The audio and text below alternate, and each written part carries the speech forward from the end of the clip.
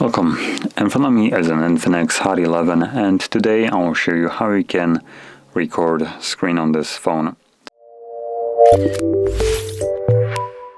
So to get started, pull down your notification panel, expand it, and look for the toggle, which for me looks to be located right...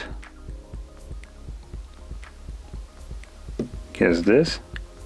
Silent screen recorder.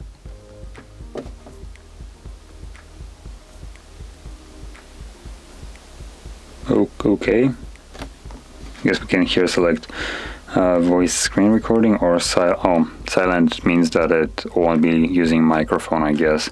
So anyway, let's select start. It gives you a countdown, and now everything that you will do will be recorded. Now once you're done with it, you can simply tap on the square. This will save the recording, which can be found in our photo gallery under albums and video. You can see it right now playing. So anyway, that is how you record your screen, and if you found this video helpful, don't forget to hit like, subscribe, and thanks for watching.